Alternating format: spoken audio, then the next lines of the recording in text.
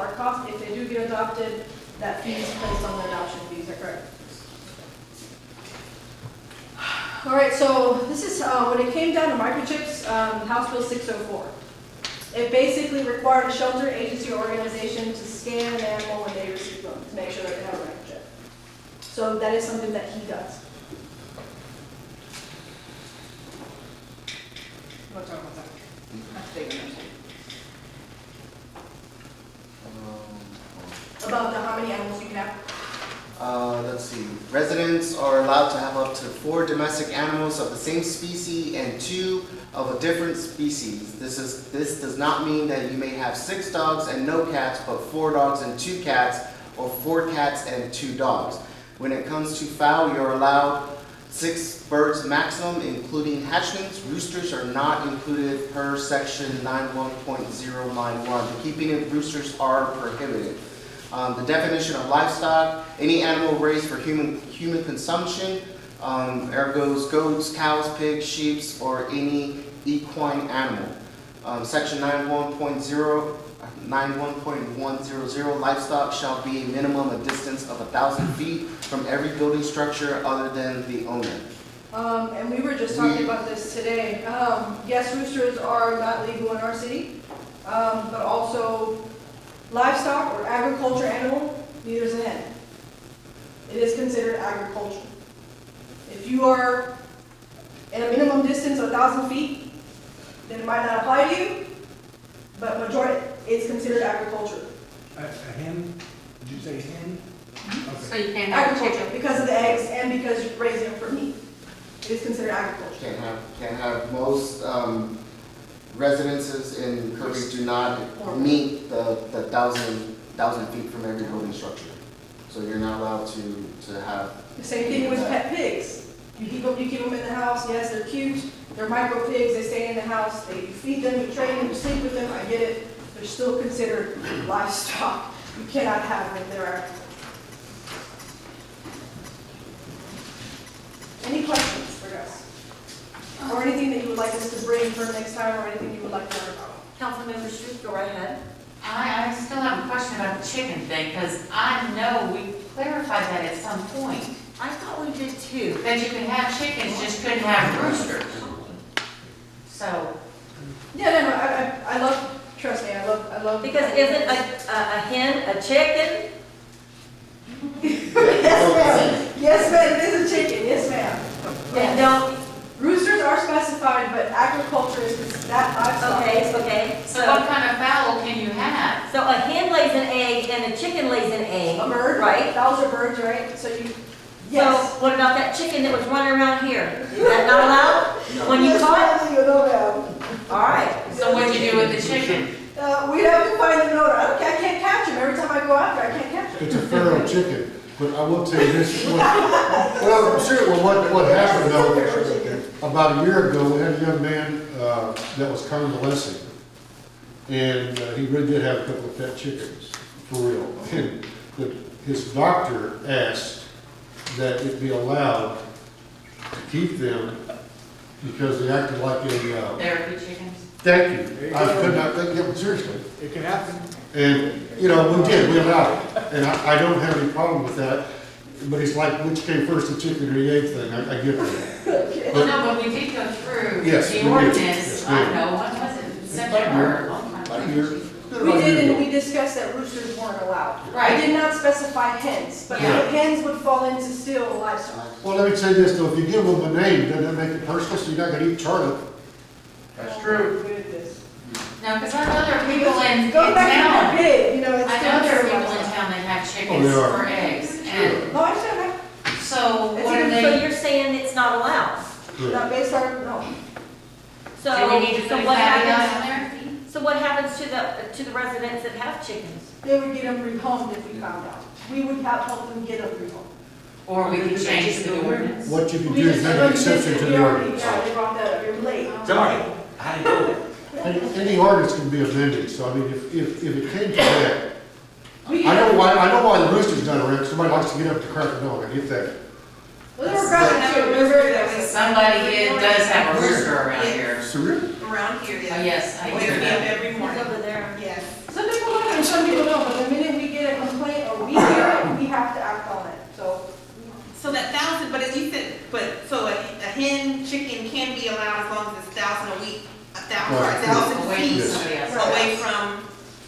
No, some people, 9100 says livestock shall be a minimum distance of 1,000 feet from every building structure other than the owner. So you say chickens come under livestock? Oh, because, I got you, because it's meat producing. Yes, so as long as it's 1,000 feet, then that's okay. yes, ma'am. Okay, because some people in Kirby, I mean, some of these lots are pretty big, so I can understand that for some. Now, some I understand what you're saying, they're not here. Well, way back, when Mr. Weisdorf built that house here on Akron, and he put that horse stable that's there, boy, did we go through it, and it came to be 1,002 feet. So he did keep a horse there before he finally sold that house. Yeah, There are lots that would allow it, you just obviously wouldn't be closer to the front, because you'd be within, but towards the back. right. Yeah, that shouldn't be an issue. Okay. Anything that you guys want to learn for next time, or anything else that, there's a lot of things we can talk about. I just want to bring, so the reason why I wanted this placed, is just because obviously there's the new laws, but then on top of that, so obviously situations that continuously, every time, I don't understand why we would have to tell people you have to feed your animals. I don't get that. It makes no sense to me, but, if you find an animal that is skin and bones, obviously they're not being fed, and that's a problem, correct? Yes, it is. And can we just publicly say you have to feed your pets, Correct. Yes. okay? I can talk a little bit about the process, maybe similar. Yes, please. So whenever we see or he is alerted to an animal that might be in the backyard of someone who is either chained up or malnourished or really is hurting, we do go and respond. Now typically we like to be respectful to the owner and say, hey, we don't know their circumstances, we don't like to assume. So we do talk to them and they end up telling us a few things. Either they say, oh, I can't afford it, and they're respectful to us and we work with them. Great, we can help. If not, we give them that notice. That notice of, hey, we are going to give you some time. You don't want to work with us. We're going to give you some time to get the dog healthy again. We're still going to work with you. We're going to come back and check with you. Now, his job at that point is to follow up, which is what he's good at. He will come back and follow up. If he can't see visually the dog, that puts us in a bind. Because if they hide him, they put him in the house, or we can't see him, we can't inspect, we don't know if that dog's doing okay or not. We don't know if they've gotten worse, we don't know if they've been transported. Now, if we get eyes on the dog again and they're still in that same condition, at that point, we have the option to seize the animal on the spot. We'd rather not unless it's an exigent circumstance or an emergency circumstance where the life of that animal is at risk at that moment. If not, we take pictures where we can, we go back, sign a search warrant, and at that time would give us or allow us to enter the home to retrieve that animal. And then charges are filed, which has happened. Charges are filed. Yes, cruelty to animals. And we do, after retrieving the animals, we take them immediately to a doctor to get evaluated, which at that time will tell us, a medical doctor on staff will say, this dog is heavily malnourished and needs care. And at that point, we have the warrant. Any other questions involving that?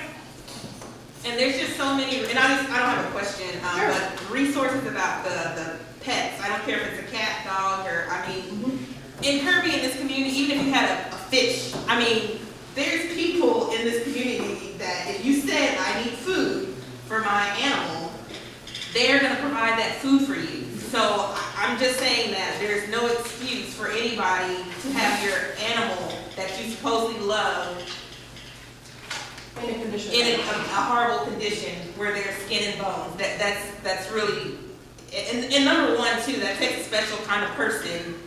I want to say what I can't say what I want to say, but you're a sad individual if you do that. And I just want to make it clear publicly, because I just heard that some people say, oh, it's just an animal, it's not a big deal. And I always say to people like that, if you do that to your pet, I wonder what else you're doing. That we just look at it like that, because I mean, they're helpless, what can they do? And also too, if they need to surrender, they should surrender, correct? There is, yes, they actually can surrender if it comes to that. And we've had plenty of people who, we might not have the space, but they say, oh, I'm gonna give it up. Either you take the dog or it's just gonna go loose. And that's not fair to us or the animal. But there is an option to surrender, and there is a fee depending on the animal and the condition, and they have to pay that before, because it's gonna cost the city money to take care of this animal, so there is a fee attached to that. That's typically what's the fee, $125. $125. And the feral cats, I had a couple of, well, more than a couple, because obviously we have a lot of issues with feral cats, abundance of feral cats around. They were asking me about the, I forgot what it's called, where you know. TNR. Yes, they were asking me about that. Could So there- do we, I know last time that we talked that the program had stopped because of funding. Do we have any, is that back or? So that is something that we have already Oh. started looking for that. Okay. I think originally it was PetSmart that did a grant involving the TNR program. Well, you can also contact the San Antonio Feral Cat Coalition, I could do that. and they Yeah, have contacts with who's got grants for the $10 spay and neuter. sure. Yeah, that'd be awesome, great. That is something we're looking at bringing it back. Yes, we see the problem. Yes, we want to correct it. It's just even with trying to get PetSmart involved, they don't have the grant up right now. But we'll definitely, that is something that we're hunting for.